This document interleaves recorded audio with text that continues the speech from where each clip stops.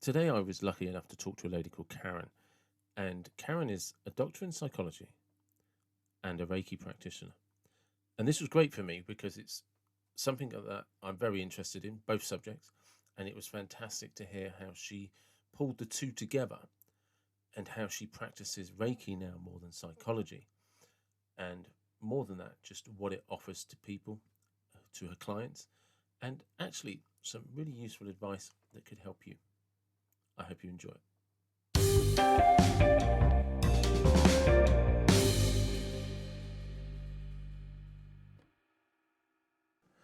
Good afternoon, and finally, welcome to the David Watson podcast. Thank you very much. I'm very, very happy to be here, and hopefully, we'll Yeah, be able to stay connected this time. for reference for everybody, we were about 3 minutes into the podcast, and there was an accidental power shortage where somebody unplugged the internet at my end, and so we're now starting again after panic of trying to fix it and wondering what the problem was.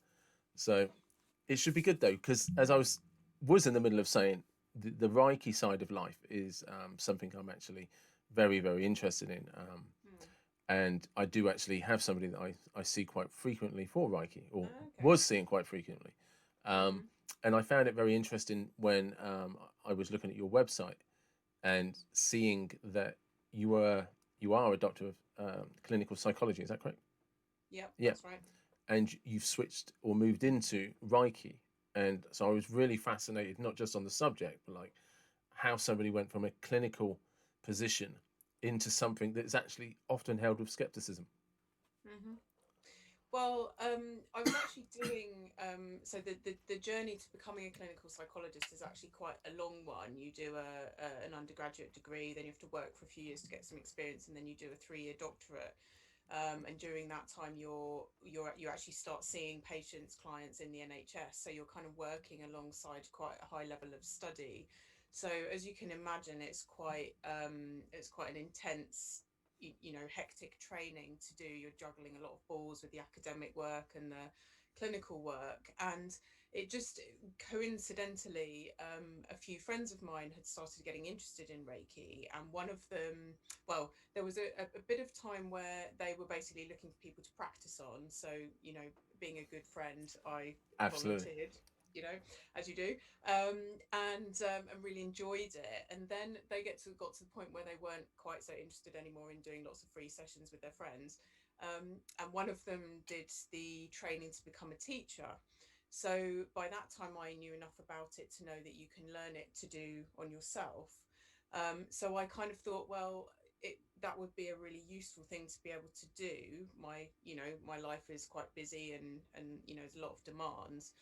So I began learning it for myself, and no intention at that point of using it in any way professionally. And in fact, the vast majority of my Reiki students now, but very much come to it from that place. They're just looking for something to look after themselves better.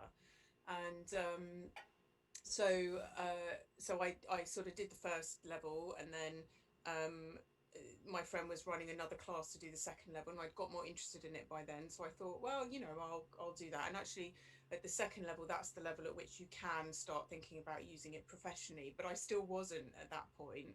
Um, and then I was sort of coming to the end of my doctorate, and I was increasingly beginning to feel that I'd been started learning all this other stuff, and I was also fortunate to get involved with another group of people who were, and one particular person, James Honey, who was doing sort of teaching some other healing methods as well. And then I started to feel like I'm sitting, seeing my clients, and there's all this other stuff I'm learning that I can't use with them. So, and that was a bit of a, with after all the blood, sweat, and tears of getting to the point of getting this qualification, Yeah. I was then beginning to think, I don't know if I want to really, do this quite in this way anymore. And I mean, the NHS is an amazing thing. We're very lucky to have it, but it does certain things well and other things not so well, and obviously its resources are limited. So um, they wanted me to do very specific things in the NHS, which is fair enough. But it was I then decided, as I finished my clinical training, that I got a part-time job in the NHS and set up my private practice then. So that was 15 years ago this year. And so because I really wanted to be able to use the full range of my skills Yeah. with my clients.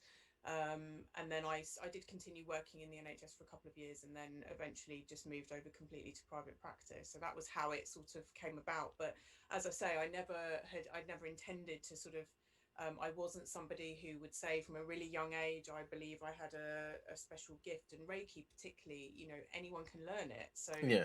I mean, not necessarily everyone's going to become a practitioner, but anyone can learn the basics to use on themselves and their friends and family. So,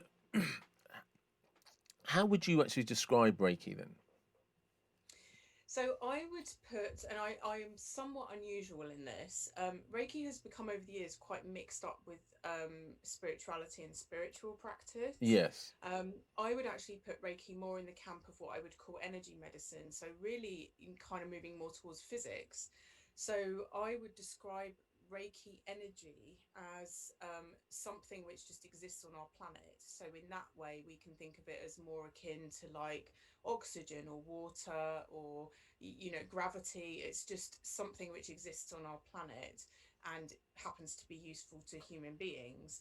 So by the when we learn it, what we do is we learn to be able to take this energy that exists in the world around us and use it. So again, you could think of it in the way that if it was raining outside and we went outside and stood with our mouth open pointing up to the sky, we we would get a little bit of water into our bodies, but that wouldn't be enough to keep us adequately Yeah. hydrated.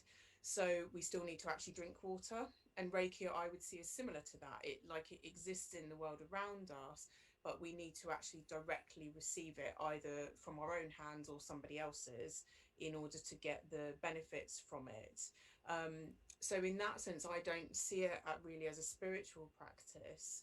I mean, I think it's often something which people who are seekers of that kind of way of life or knowledge, what have you, end up finding and stumbling across. And it's definitely, if you are on some kind of spiritual journey, Reiki is a fantastic support to that. But actually, one of the strengths I think of moving it away from like separating it out from the spiritual practice is it makes it really accessible to anybody. So, whatever your particular beliefs, faith, religion, or none are, Reiki is something which can be, is useful to human beings, if you like. Um, but as I say, I am somewhat unusual in that respect, not seeing it as a spiritual practice as such. No, I agree because so one of my issues with all these things is that so I used to teach meditations. I used to record guided meditations for Right. people. I've written a book on reincarnation, Okay. but I see everything. For me, life can be very black and white also. And the Mm-hmm. minute I hear that you're indigo rainbow born under the third sun, I'm like, you've lost me now. You do know what I mean? I'm just not going to have a conversation with you. It doesn't have to be like that. It Mm-hmm. can just be. I remember once somebody describing science and maths as the way of understanding God. And for me, that was the bigger picture of we have all of these skills and there's things that are unexplained.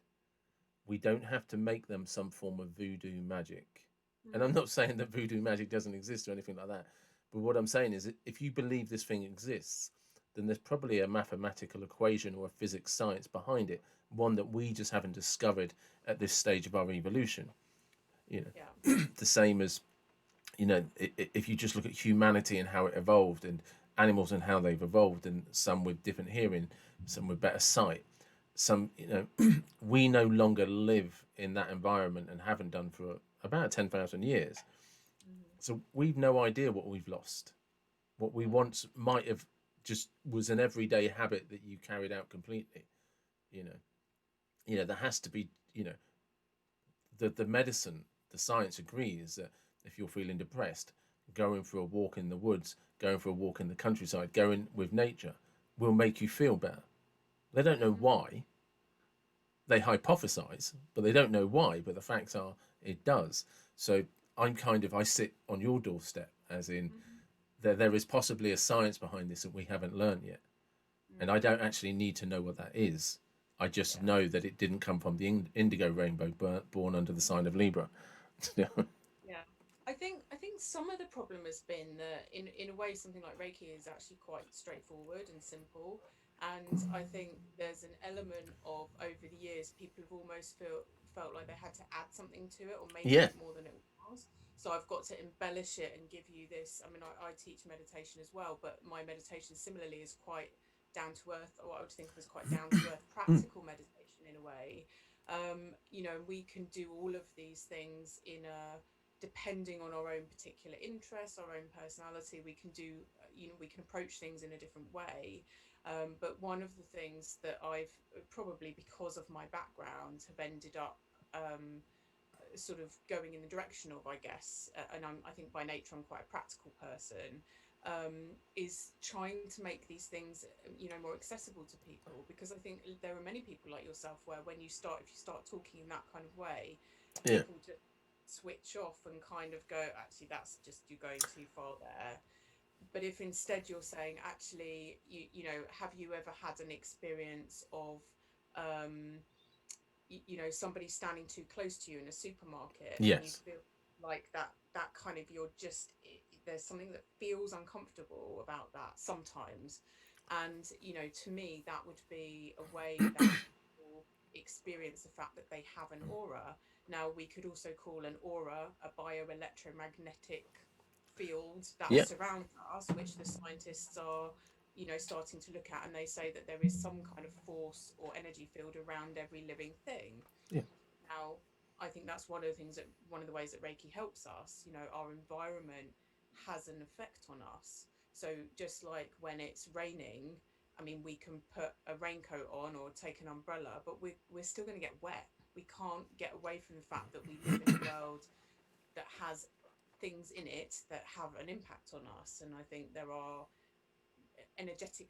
things in our environment which have an impact on us, and Reiki is one of the things that can really help us cope with that. um yeah. No, I agree because I mean, just everything. Look, ultraviolet light from the sun can burn you. We can't yeah, see it; it can burn you. yeah, We do know, like you say, that bioenergetically, we all have a frequency. We vibrate on a certain level. Scientists have picked up this electromagnetic signal. They can even measure it in different people. They've measured it. I mean, people like Dr. Joe Dispenza and stuff have measured it in terms of size and length, and we know that the frequency itself can change with our emotions and how happy we're feeling or how sad we're feeling. And it makes sense biomechanically that if everything on the planet has a vibration, then there must mm-hmm, be an optimum frequency at which you vibrate. mm-hmm, And if you're above that, that could probably be harmful. If you're below that, it could probably be harmful. You know. So yeah, I'm complete, and I just want to clarify for anybody that I might have offended, is I'm not suggesting that people who have these strange names are not effective and not passionate and don't believe. And from an artistic point of view, I completely get it. But some of you are a little bit crazy, and you need to rein that in because it puts off the good work of other people. There's room for everybody. You know, yeah. And I think, as a practitioner, as a therapist, I mean, I get a lot of clients who come to me because they've looked at my background, because that's what they're looking for. And and in a way, I suppose I feel like I fill a bit of a gap between, I mean, particularly people, because I also do some of the sort of psychological therapy, yeah, counseling type stuff, but I mostly combine it with the energy work. So I think I fill a gap for people who wouldn't ever go and see that practitioner who was a bit more kind of out there, for want of yeah, a better word. And I'm not saying that necessarily makes me a better healer, but it will make me better suited as a person to some people than others. And yeah. that broadens the range of what we can offer people to help them. Because some people will prefer a clinical environment that they're used to, that is much more reflective of an office where you see a psychologist or a psychotherapist or the GP or a counsellor. But it's like, but we also do it. We do it from this point of view, this perspective. Yeah. I have a friend Debbie who is a witch, but who sort of says, I'm a witch and stuff like that. But if you talk to her about it from a different, she'll like, no, no, no. I'm on about the traditional, the spells, the crystals, the being in nature, the prayer, the meditation, you know, reflective of something from many, many centuries ago that was just handed down through her families. But if you start talking to her about the weird stuff and all of that, she's like, no, no, no, I'm not that person, not in any way, shape, or form, you know. Yeah. And it's again, there's this, yeah, it's how we communicate it to people so we can help people more. Yeah. And interesting, it's Debbie that also does the Reiki, Right. you know. Yeah. I think it's interesting, this idea of like what we can see and understand. I mean, most people don't really have a clue how their television works. Yeah, We know if I plug that socket in there that has a wire that leads to the television, hopefully I press this button and it works. But I mean, I couldn't give you a detailed explanation of how that actually works but or we how couldn't we, figure out how to start a Zoom meeting, and that yeah, was only half an exactly. hour ago. And Yeah. then my brother pulled a plug and it stopped, and we thought it was us again. It's like, no, Yeah. Yeah. I mean, how are we sitting here talking in real time? I yeah, mean, but okay, the difference with those things is that there are people in the world who could explain exactly how it works. yes, So, but when televisions were first invented, they probably seemed like voodoo and, yeah, black magic and, that kind of stuff. So I think there are many things that we're used to just accepting. We just accept our experience of it. I'm just, because most of us, I mean, there are people alive who can't remember televisions. yeah. Can remember a time when there weren't televisions, certainly not in every household.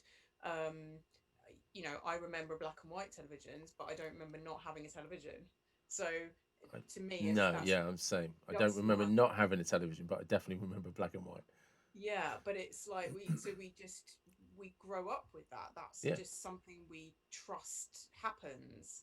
um and I think we probably do trust our kind of felt experience more than we realize sometimes. I mean, what makes us suddenly go, oh, I fancy a particular type of food today? Now, sometimes that might be a need of our body, if you like our body needs a bit of extra protein or something. But sometimes it's just that's what I fancy, that's what I feel yeah, like. And again, those sorts of feelings, we generally don't have much trouble kind of trusting those and just going with it. We don't really question it. um, but some other experiences we have, because they're perhaps just a bit more, a bit less familiar to us, we're a bit like, oh, should I, is it okay to trust that? Is that, I mean, I end up, again, because of the nature of the work I do, I end up seeing quite a lot of people who have tried many other things. yeah, And they sometimes come very skeptical, or sometimes they come because they're desperate and a friend or their partner or someone said you should go and see this person, and they're really not, they don't really believe it's going to work or anything's going to happen. I mean, the best, I had a gentleman come to see me once who belonged to a business networking group I was involved with, and I said to people, look, come along for a free session, then you'll see what I do. And so I think he'd just done it on that basis. And I almost felt a bit like he was kind of humoring me because he yeah. liked me, he thought I was a nice enough person and, didn't seem too mad. And so he came along, and he actually phoned me up the next day, and he said, when I walked out of your room yesterday, I left kind of feeling a bit, well, that was all very well, getting to lay down on the couch for 45 minutes or whatever it was, but I didn't really feel like anything much had happened. But he said, I have to tell you, I've just had the absolute best night's sleep I've had in years Crazy. and years and years. And he was a man, I think he was probably either late 50s or early 60s then. And I didn't even know this, but he'd been having sleeping problems for a long time, but he just sort of got used to it, so he almost didn't even see it as a problem as such. That was just the kind of sleeper he was, as he saw it. And he was just like, I can't believe how well I probably was a child the last time I Yeah, slept that well. And so you don't it, and again, I think that's part of why I'm really passionate about promoting the idea that it's not the same as spirituality, because you don't have to believe it, you don't have to believe in me as a leader or a guru or something, and you don't have to. It's not like having a faith that at No. some point you just have to say, okay, this is what I choose to believe in about the world. It's about something which you can directly experience, and of course, what that experience is will be different for everybody, but it's still something, you know, and you don't even have to be that open to it. I mean, you have to be open enough to walk through the door, Yeah. but you don't have to be. It's, you know, you can, I mean, but it's not really any different to, we collect a prescription from our doctor, and we just have to try it and trust that the doctor thinks it's going to be helpful, and And it may trust or that may the not be factory have helpful. actually put in the ingredients they've said they're going Yeah, to do. Do you find that yeah, yeah, well, none of us have ever been to a pharmaceutical factory and seen how they make them? We just like, oh, it must be legit. They said it is. It says so on the packaging. It's got, pill, but yeah, yeah, yeah, and it says don't take too many in a day. Oh, definitely legit.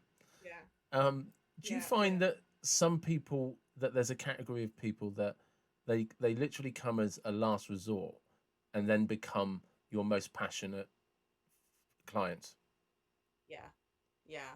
I've had a lot of people who, I mean, particularly, again, probably partly because of my background, but a lot of people who have had quite significant depression, Yeah, some even suicidal, certainly at times.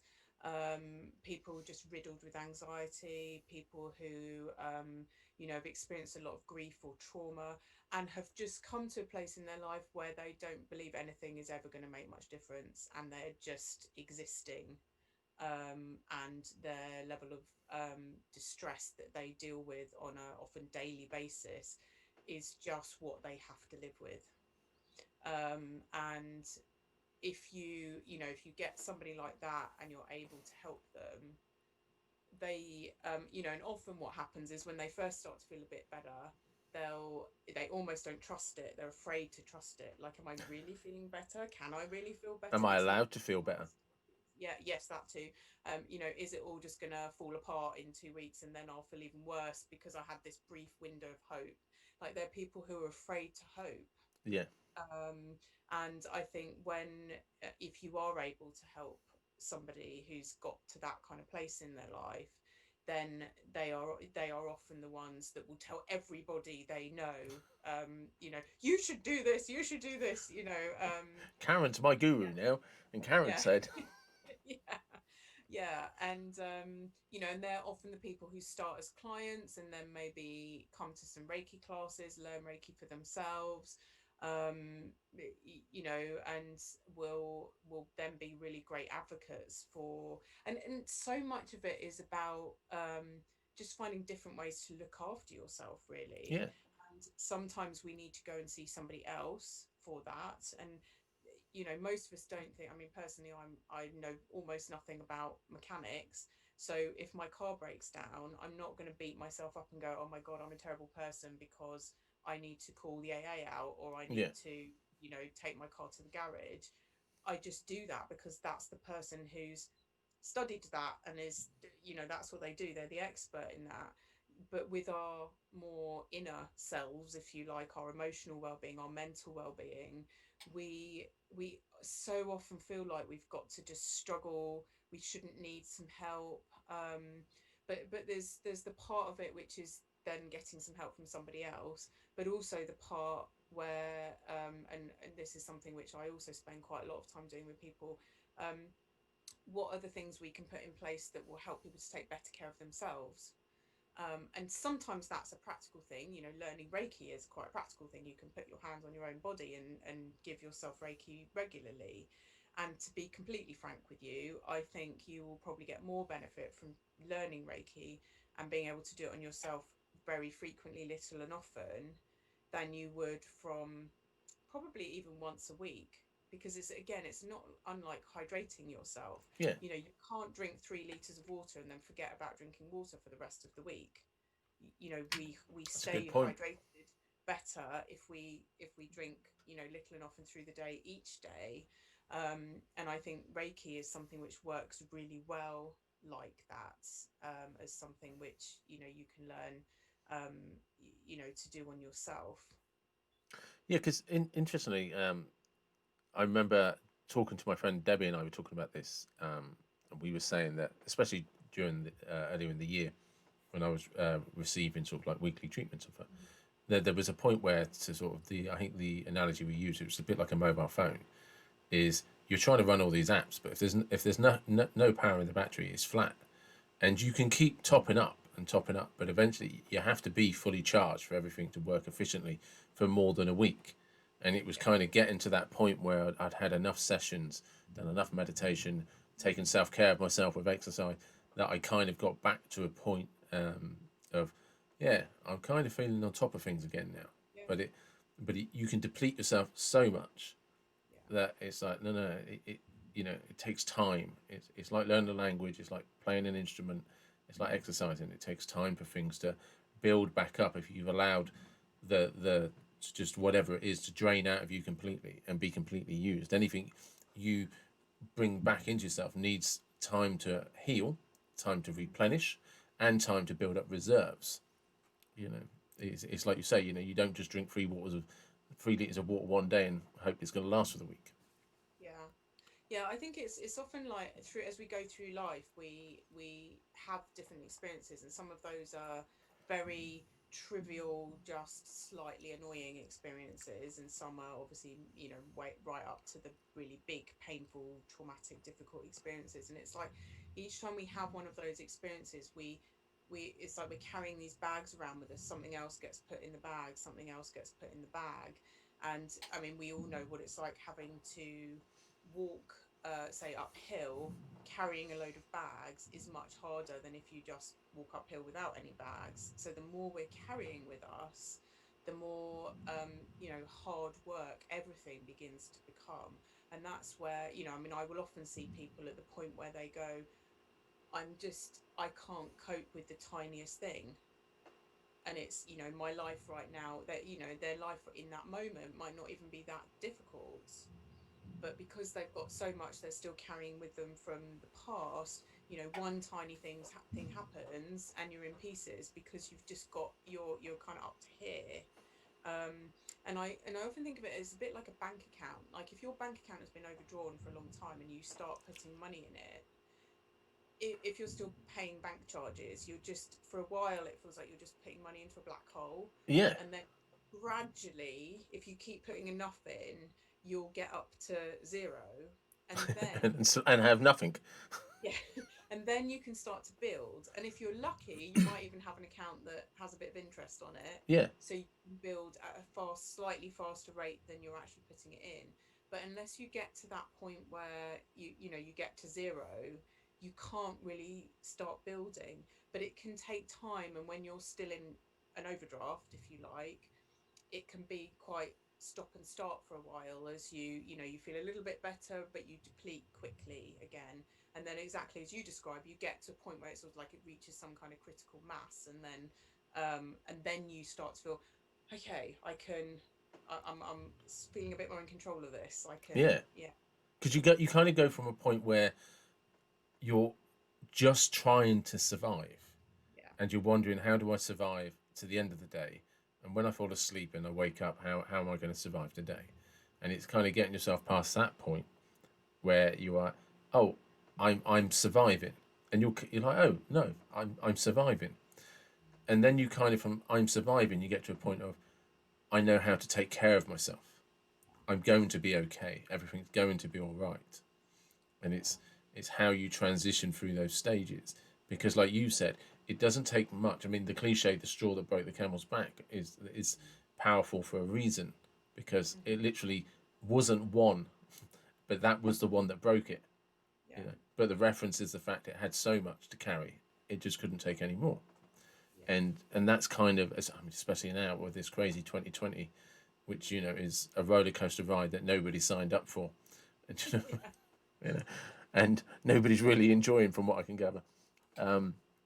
Is I think it's become, in terms of emotional space and headspace and all of those things, that you know if I'd have said, if we'd have done a podcast at the beginning of this year and I'd have said, oh, this is going to happen, you'd have just cut the mic and said, yeah, well done, David, thanks for your time, and something's just come up. And yet here we are laughing about it. Yeah. Yeah, it's definitely been a crazy time, I think, for everybody. I mean, at the beginning of the lockdown, I noticed that because I ended up moving some of my work online, as many people have. I mean, I can't do really the energy work to speak of online, but I,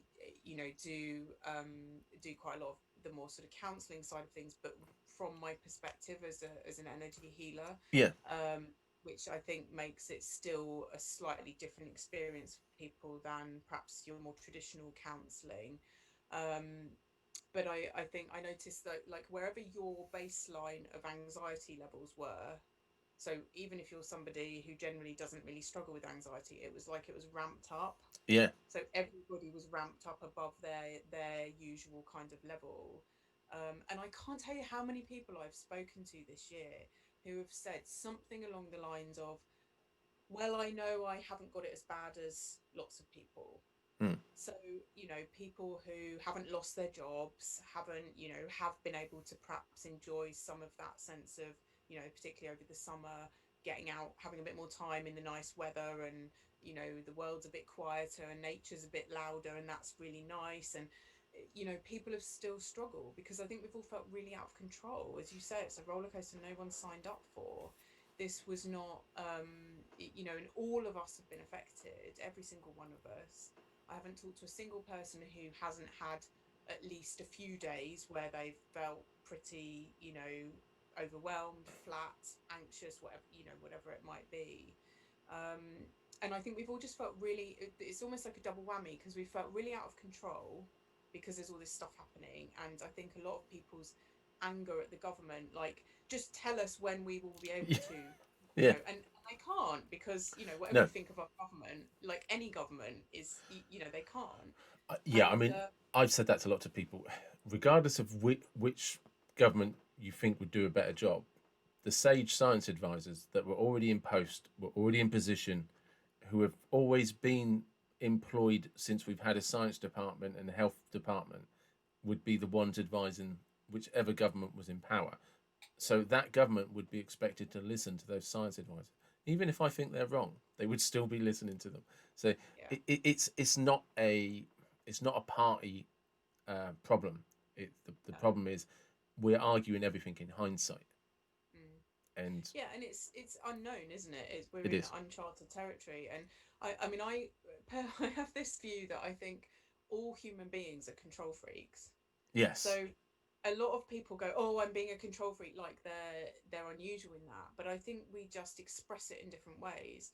So if you take a kind of somebody who, a more traditional idea of a stereotype of a control freak, someone who likes to organize everything and be really bossy and have everything, mapped out. Yeah, like they Then have their podcast ready, their Zoom meetings ready, seem professional and organised, just to all flip over, it when their brother pulls out the plug.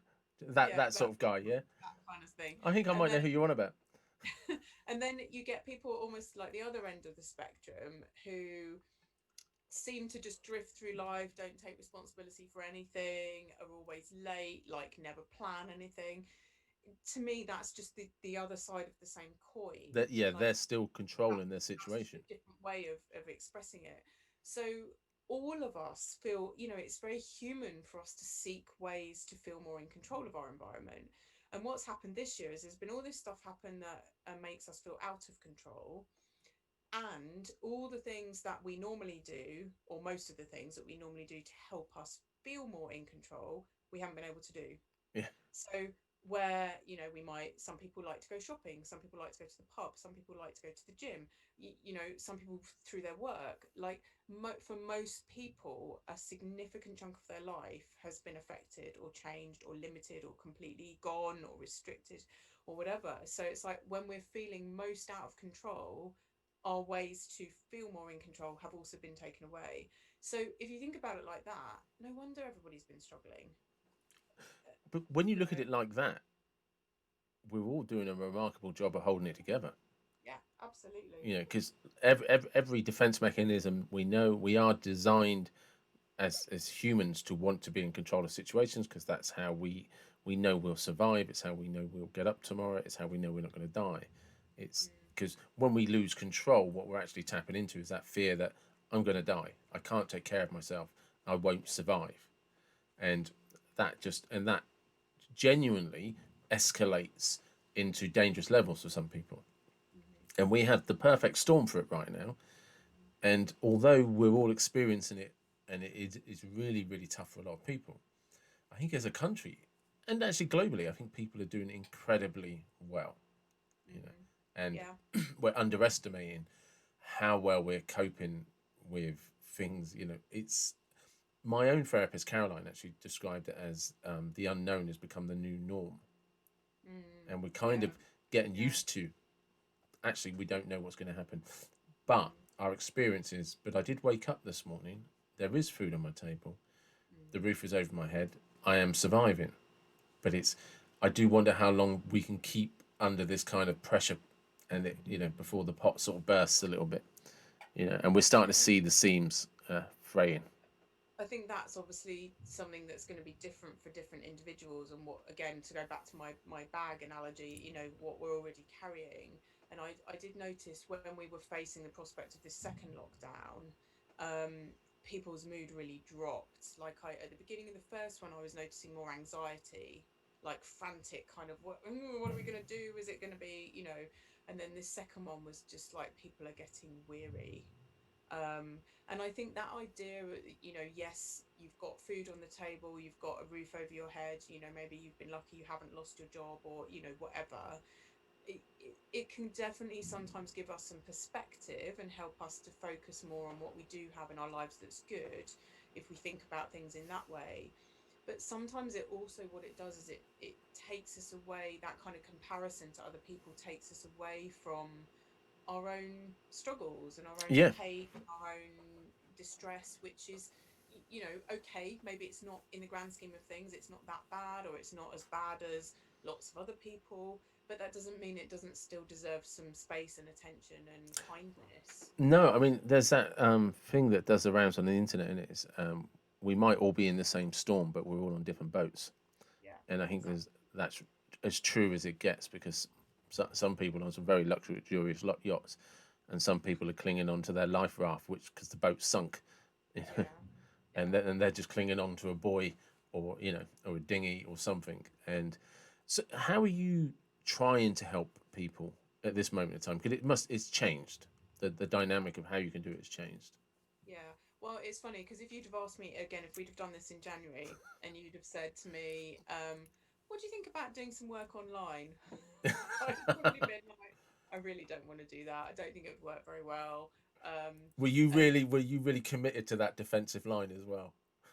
well, until, I mean, Before yeah, I lock, guess yeah, before, until this happened, yeah. And then I, obviously very quickly came to realize that I wasn't going to be able to work at all. And at that point, initially for me as well, like many people, how am I going to earn a living? yeah, I'm self-employed, and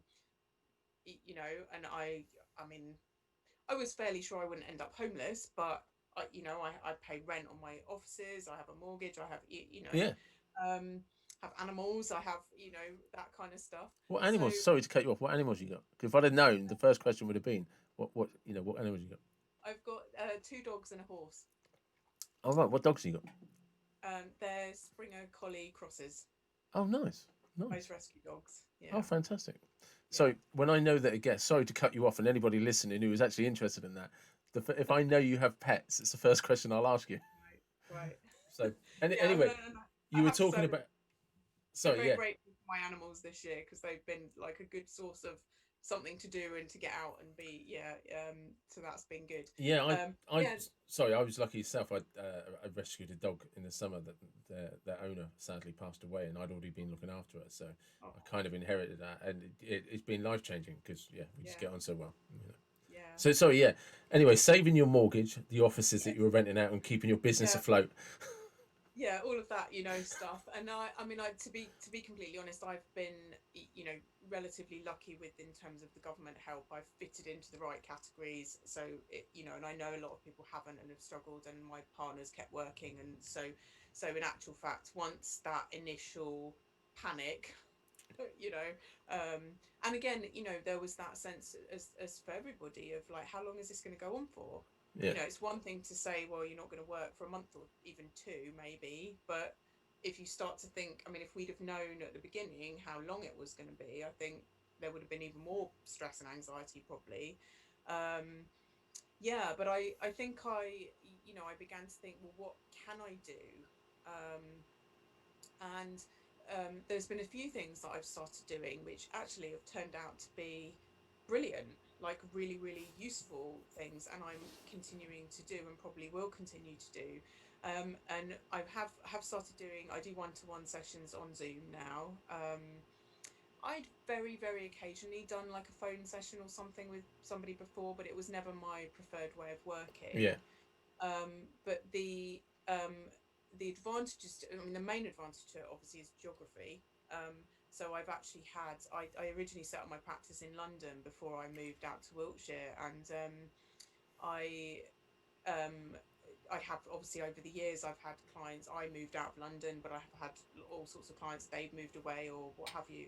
So I've been able to do a few sessions with people who wouldn't normally be able to come and see me, and that's amazing that I mean, one person in particular who was probably one of my first clients maybe 14 years ago in London, Yeah. and had something happen recently that's been quite difficult, and got back in touch with me, and we've done some online sessions, and that's been brilliant. And whilst I can't do, there's still a chunk of stuff that I can't do online.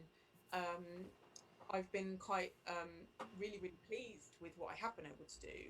And just that sense of, we all sometimes just need somebody to listen to us and to kind of really hear what we're saying, and give us that time and help us to see things in a different way, because we all, when we're in our own heads, we can't get any perspective on our own experience, and that's as true for me as it is for everybody else. um, and the other thing that I've started doing is some classes online. So I've been doing meditation classes, and what I call a self Reiki share. So for my students who've already done a Reiki class, and have learned to be able to use it on themselves, they basically show up once a week. They sit and they really make that time to do some Reiki on themselves, and then I talk a little bit about something to do with Reiki, and then we maybe have a bit of a discussion. And again, I've had people come to that probably wouldn't have been able to come to a class if I'd been running it in person, because that, well, certainly obviously because of the pandemic, or Yeah. I've got a lot of people who, even after lockdown lifted, are still being cautious because of their health, or whatever. And people who are just too far away. I regularly have one of my Reiki students from Germany and a colleague from France come along to the Reiki sessions. Oh, They've flown nice. to London, so it's a way to actually keep in touch and keep supporting people. And particularly with, Reiki as being, really at its heart a self-care practice. With self-care, we all need support and help and encouragement to keep at it. you know um so many people will say, why is it when I most need to look after myself, all the things that I do to look after myself slide? We start eating rubbish, we stop Yeah. exercising, we drink less water, all that kind of stuff. um so in terms of actually, you can go along to a Reiki class, you can learn Reiki, but unless you've got a certain key thing in place, which is, understanding why you do it, so having your value for it, having the clear instruction about what you're supposed to do, and this is true of most things, I think, and some kind of continued support to keep doing it, it's hard to keep doing these things. So it's been brilliant to have this, new to me, not like Zoom's only just invented, but um, but Feels like it though, doesn't it? yeah, yeah, never heard of it before. No, I had actually, but not much. Yeah, this new way of reaching people that does really offer something. And yeah, No, it's good though, isn't it? Because, like you say, it crosses, literally crosses oceans, and people can keep maintaining connection, which is just fantastic for mental health. Full stop. Um, you realise you're not isolated. You're not on your own. It's not the same as kind of that one-to-one Yeah. contact, but it is good. And Mm. you know, when you all, and it's that focus to maintain a routine. It's Yeah. much easier to do that when you feel that you belong to a group Yeah. or an organization where in the right way there's a level of expectation that you're going to attend because you said you will. So Yeah. then you kind of, that will then for some of us give us that permission that we have to do it. Yeah. And when we're not feeling in the mood for self-care, which is the time it becomes most dangerous because we're not feeling like it, so we tend to let it slip. It's a great way of, oh no, I have to do this. If I don't do this, I've let Karen down. Not I'm helping myself, which is the right healthy thing to do, but I promised Karen in the group I'd be there next week. So, Yeah. and that is how we work, and it's how we do have to motivate ourselves. Often using something else as the crutch that lifts us in that direction to maintain us on that track.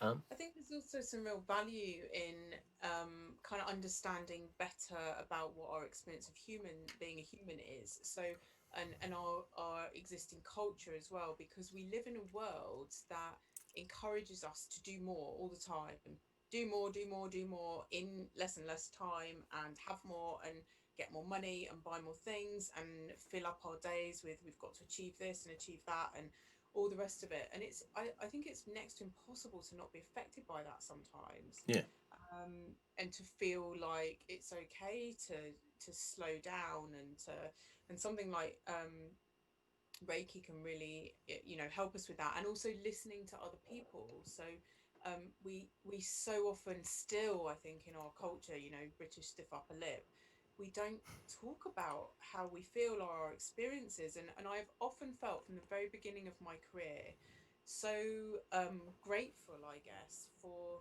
because people come and tell me all the things that they don't tell anybody else. I know that so much of what people think and experience isn't weird, it's just normal. it But does help people with the come, self crazy, doesn't it?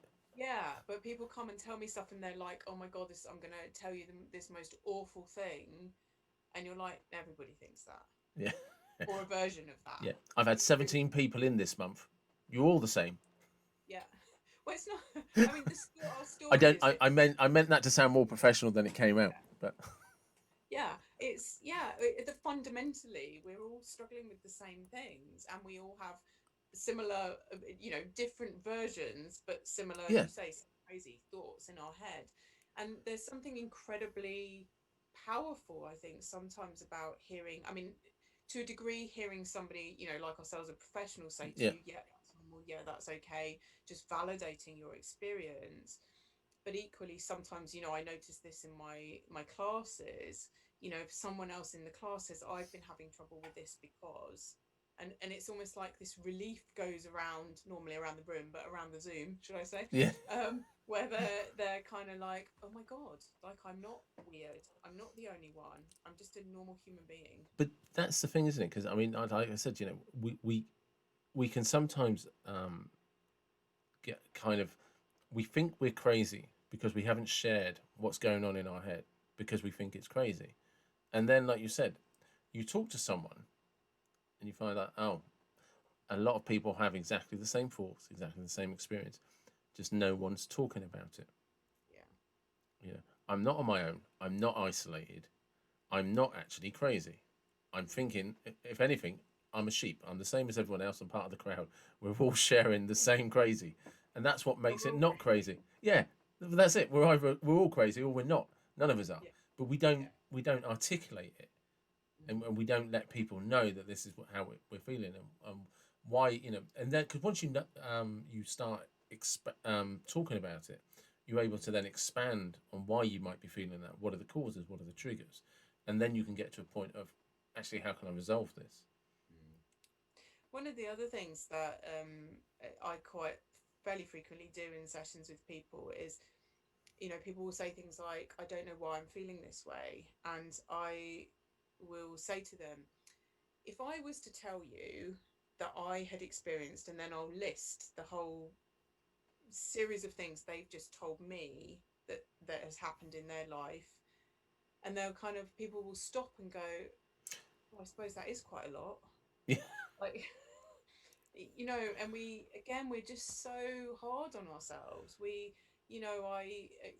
don't know why I'm feeling this. Well, you've had this happen and this happen and this happen. Like, It's how have you got amazing. feeling that Yeah, way? it's amazing sometimes when you say to people, let's do an itinerary here of the year of this fictional person, but we're going to pretend it's you, because it is. And then you read back everything they've gone through, and they then look at themselves like, Jesus Christ, I'm surprised I haven't been sectioned. Yeah, Yeah, you've got a lot going on. You know, yeah, you a remarkably strong character, and it's amazing. You know, yeah. we are much stronger, but we, like you said, we don't give ourselves credit for it. Mm, We constantly undervalue what's going on in our lives and the impact it might be having on us. mm. One of my first clinical jobs was in an adolescent mental health unit, and I mean, I was probably only 4 or 5 years older at the time than the eldest of the young people we had there. And I remember sometimes like sitting listening to some of their stories and just thinking, how are you still standing? Yeah, Like, the fact that you are still standing is just, you know, the most amazing achievement with everything that's happened to you and the way people have treated you. It, you know, it's just horrific sometimes. And the resilience of human beings, and what I was saying before about those people who come to me who just really don't believe anything is going to help them. And but there's still a tiny bit of, I'm just going to take a chance. Maybe this is going to be different. I don't really believe it is going to be. Maybe. yeah. Let's just see. And that people are willing to take that chance to trust me or other, people, therapists, practitioners, whoever, with that is just mind blowing sometimes. um But and such a scary thing for people to risk doing. it is, but it also validates the practice of Reiki, Yeah. because it's a strange thing in that it's not tangible, like picking up a packet of paracetamol. If I, Mm. if I've got a headache, I can take paracetamol. In theory, I should be all right in an hour. You know, but with Reiki, like the gentleman you mentioned, yeah, it was good. It was a nice lie down. It was comfortable. You were nice. I enjoyed your company. The offices were, it was all very pleasant. But then he has the best night's sleep he can remember in his life. And this is a chap who had been sleeping poorly for 5 decades, Mm. Mm. plus a few years. It's just like, and then that then is the tangible part. Mm. Yeah. Yeah. And can you imagine what an impact that must have had on him? Because I actually someone that doesn't sleep well. So I envy anybody that does sleep well. And so I can fully understand how he must have felt Mm. getting a good night's sleep. Yeah. And it's just like, I remember a couple of years ago talking to someone at work, and I was really, really excited because I'd been woken up by the alarm and I'd slept for 12 hours. Right. And it was straight through, really deep. Because it happens Mm. about every 18 months. I just suddenly Wow. crash. And But apart from that, it's about 5, 6 hours a night. And Mm. But I was so excited, and this person was like, "You sound like you just won the lottery." But for me, it felt Yeah. like it. But I don't feel generally tired during the day. I'm just aware that I should sleep more. You know, Mm. Mm. and that's the thing is when somebody comes in and they experience the your Reiki, sorry, is the effect becomes tangible the next day, the day after, and they then can connect to something. But it's like you say, we have such trust in going to see a GP who hands us a prescription, who gives us tablets from a pharmacist who we assume knows what they're doing, who's just bought it from a huge manufacturer that we assume is following all the licensing rules, and that they're buying from a legitimate manufacturer in a factory we've never seen, putting it together in a way we don't, and we don't even know what's in there. Mm. And even if you looked it up on Wikipedia, you wouldn't understand what any of those ingredients or chemicals were. Yeah. But Yeah. we accept it as faith. Mm. It can only one of be faith. So one of the key things that Reiki does for us is help us to relax. And I think sometimes that can seem like a small thing, but um, I can't say how many people never are really properly relaxed. and often they don't even realize, or sometimes they do and they're trying to do all the right things and they're still unable to kind of really switch off and relax. And I remember talking to one of my teachers a long time ago and saying, I was talking about a particular client and I was saying that, sometimes I feel like I need to be doing more for this person than just helping them relax. But for some people, that is like gold. That's, where if your body is constantly in an aroused state Yeah. and you never actually get to switch off, nothing in your body is going to be working at an optimum. I don't think people realize how many people realize they don't know what relaxed is. They think Yeah, they do because yeah, it's a norm, but yeah. it doesn't. And the reason I say this is that I remember being in Sydney a few years ago. No, not Sydney, Melbourne a few years ago, and I was visiting a friend, and they couldn't understand why I wasn't interested in traveling around Australia. I was there for 2 weeks. I was able to stay with them, but I didn't actually want to do anything. And the reason being was because they lived near a beach and I could just sit and do nothing. Nobody from work was going to try and contact me. I was in the wrong time zone. Nobody wanted me for anything. Mm, And I literally set up my week with them to do nothing, which his wife was just like, this doesn't make any sense. And I'm just like, no, because, but I'm starting to relax. And I remember being in the gardens in Melbourne, and I had a rucksack with me, just put it behind my head, put a t-shirt over my face to stop me getting sunburnt, and my mate come and found me, and I was fast asleep on the grass, mm.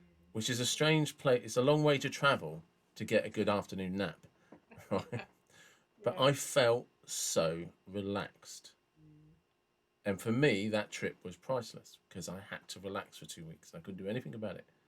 yeah. Yeah, and but trying to, but did you not go and see this? Did you? No, no, I didn't see anything. I did fly to Sydney for the day, but uh, that, but that experience of just being able to sit and Mm.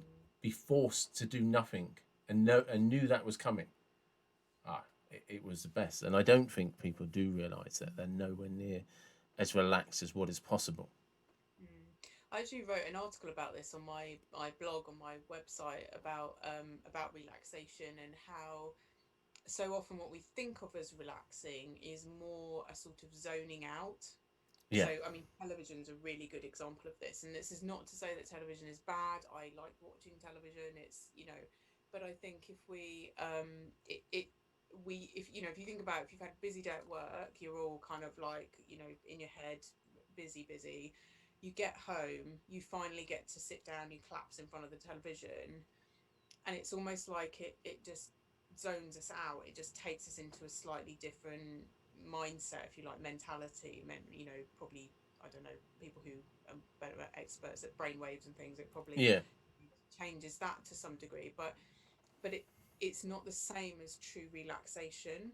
And one of the things I often say to my Reiki students is it's not that you shouldn't watch television, but maybe do a few minutes of Reiki on yourself and then see if you still feel like watching television, because you might not, but if you do, what you choose to watch might be different, or how you enjoy what you watch might be different, because you might actually really engage in it rather than just zoned out, yeah, and I think there's many things we do like that which we think of as relaxing activities, but actually we're just desperate to kind of take ourselves out of the busy, and we can't switch off our um all those stress hormones, our fight or flight response.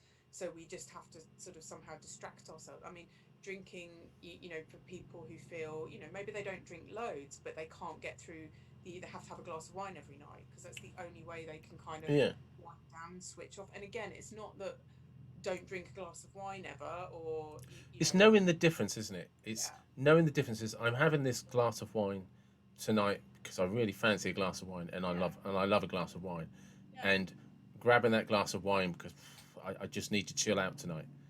Right, well that's probably why you don't need that glass of wine. Yeah, and if you can find a way to relax first, and then you still decide you want the glass of wine, you're probably going to enjoy it more. Yeah, You might actually taste it, and yeah. and rather than just kind of glugging it because it's you just, as you say, kind of like just trying to switch off, or um, yeah. So, what are the techniques? Are you able to say the sort of techniques that you can use for to self Reiki? Yeah, I mean, you basically you need to come along to a class, and this is something which does have to be done in person. You Yeah. do need to be in a physical proximity to your Reiki teacher, and you basically have something that we call an attunement, where the Reiki teacher will come to each student in turn and basically tune in their energy to connect with this energy, this vibration of energy that we call Reiki that exists in our environment. Now, you can think of it, I suppose, like if we all have a hose in our bodies that when we're born with it kind of kink. Okay. So what the attunement does is unkink it, so that then now whether there was a time when we weren't born with it kinked, so then we didn't need an attunement, quite possibly. I don't know the answer to that. I'm not old enough, but you know, but nowadays that's it's probably part of how as I a would species. imagine. I'd imagine that when I look at things in nature, they tend to be born as they're meant to be. Hmm. And what happens is if you look at anything you take out of its natural environment, that's when kinks start to appear. And Yeah, we don't live in our natural environment and yeah, don't from day one anymore. So I'd imagine we start off fine, but then you know, yeah, we do yeah. human stuff. That's a really good way of describing it. Actually, I might borrow that. It's theirs. You can copyright it. You can have that. Yeah, thanks. Yeah, absolutely. So we have an attunement, and then it's as simple as you cup your hands like this, and you put them either on your body or just near your body. And the Reiki flows, and the action of cupping your hands kind of effectively helps to switch the Reiki on. Yeah. So, and one of the really, really useful things about Reiki, so I could sit here, I'll just put my hands up here so you can see them. I could sit here doing Reiki on myself and continue talking to you, and the Reiki will be working, helping to relax me and to help repair some of that, the effect of that. What I was talking about, the sort of energies that just have an impact on us. So you could think of it as a kind of daily wear and tear. So it's in some ways that makes Reiki more accessible than something like meditation or yoga. I mean, Yeah. it does slightly different things to meditation and yoga. I mean, those are also really useful self care practices.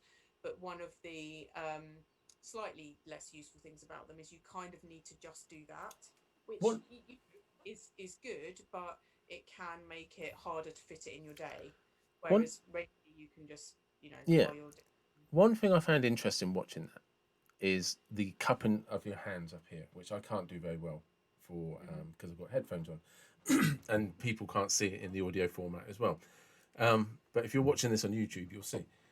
But that's also the natural position to put your hands when something goes wrong.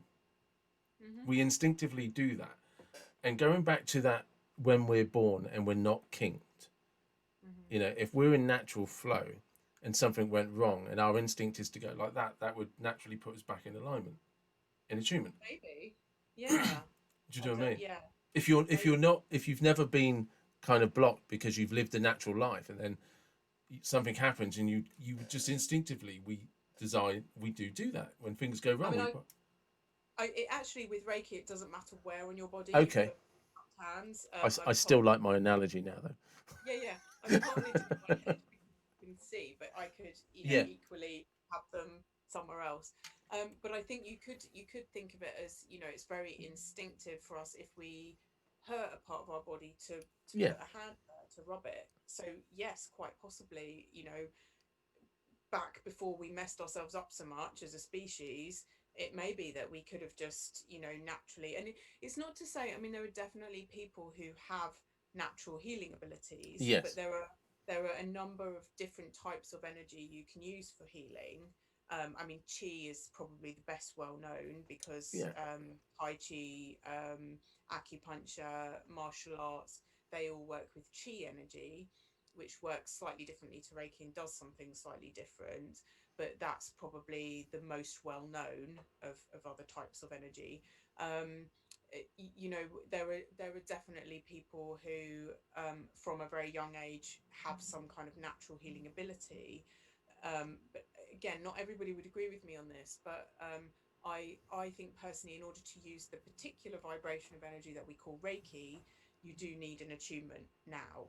As we're discussing, maybe you didn't always, quite probably you didn't always, but because of the way we've, But again, you know, that makes sense to me because, and again, I always try to look at nature because it mm-hmm, for me it's the best encyclopedia.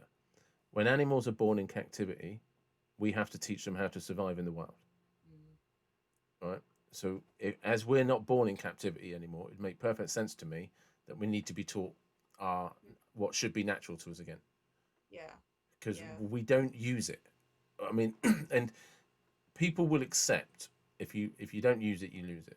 Any of muscle, language skills, any skill in the world, we accept as people. If you don't practice it sufficiently, you will lose it.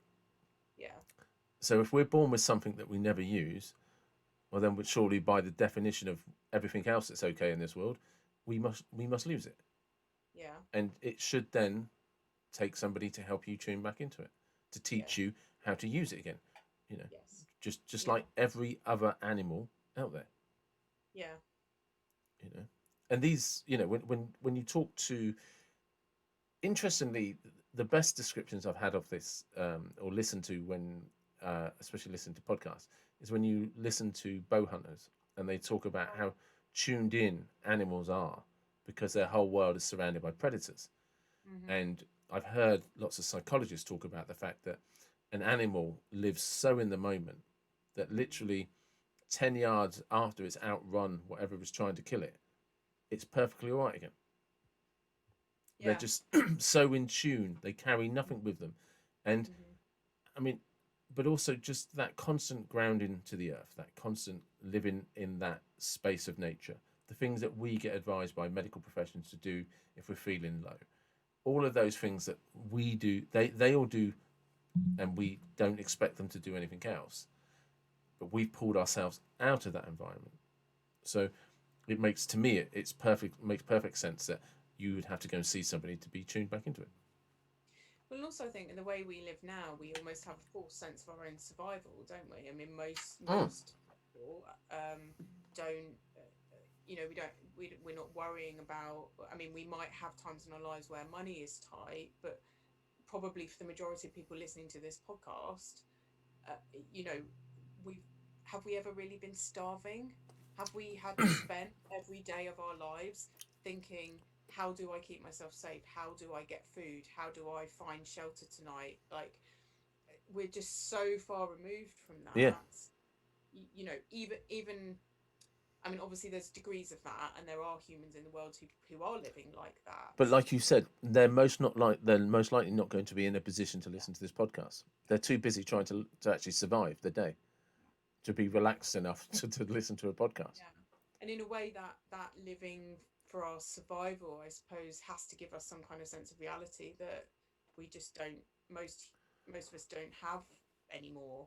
I've always been fascinated by, and this is to do with energy, because at my core, I'm deeply spiritual.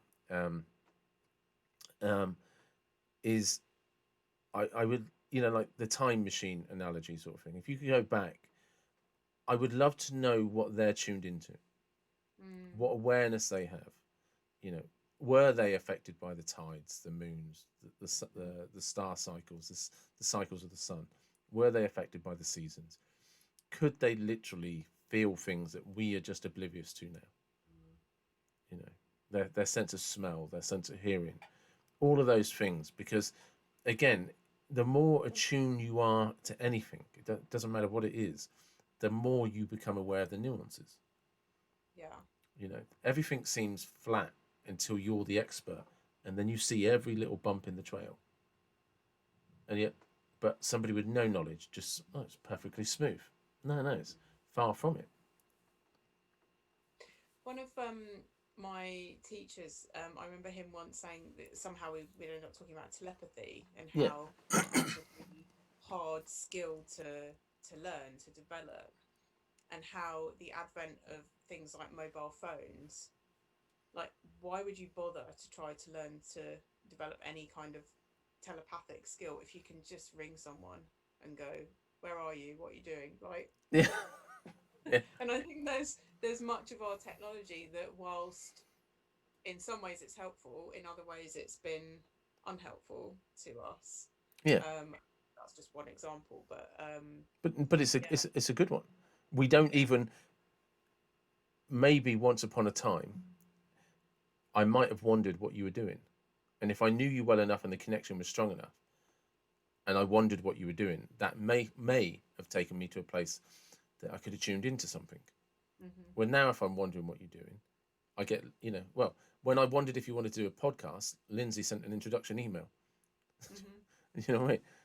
Yeah. There was no thinking about it. Didn't have to wonder. No, I just, as quick as it took to drop an email, Mm.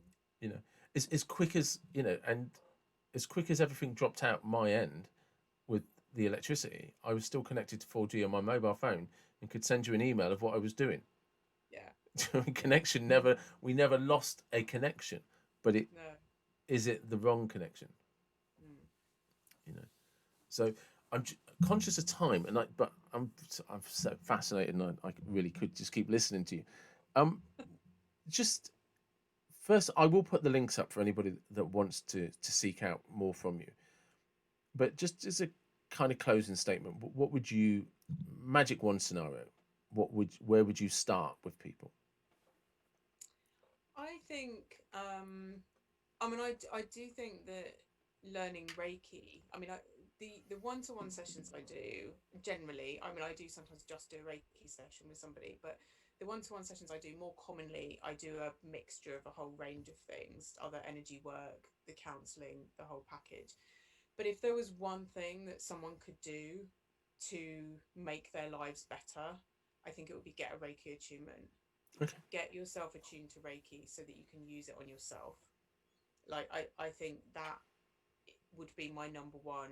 Now, going and having a Reiki session with somebody first to see what it's like, yeah, absolutely.